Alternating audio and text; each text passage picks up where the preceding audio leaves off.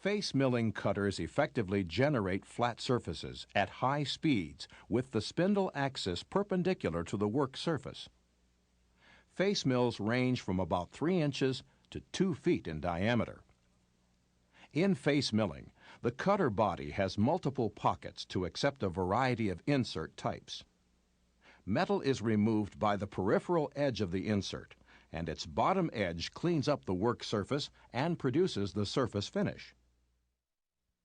Milling edges, shoulders, and grooves may use a combination of end, peripheral, and/or face milling operations.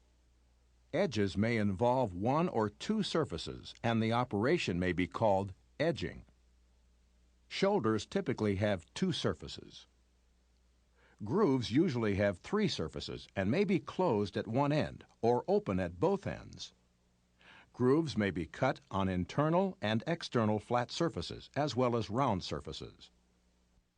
Peripheral milling cutters have cutting edges on their periphery which are parallel with the axis of rotation. Peripheral milling is advantageous for long open slots and forms. End mill cutters are round shank tools with cutting edges on their periphery and end. The axis of rotation is perpendicular to the surface produced by the end of the tool. Its size is measured by diameter and cutting depth capability. Since end mills cut more with the teeth on their periphery than with the teeth at their end, they are susceptible to lateral forces. This makes them subject to deflection, which reduces the accuracy of the piece milled and can lead to tool breakage. Short, shallow slots are often done with end mills.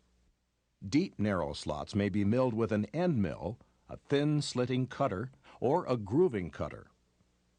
Grooving or slotting cutters are generally more efficient than end mills in cutting long and deep slots because of their larger diameter and greater number of teeth.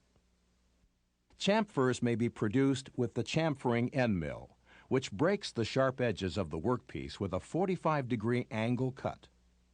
Chamfers can also be generated using end mills, form peripheral milling cutters, long edge cutters, or face mills angled 45 degrees to the work surface.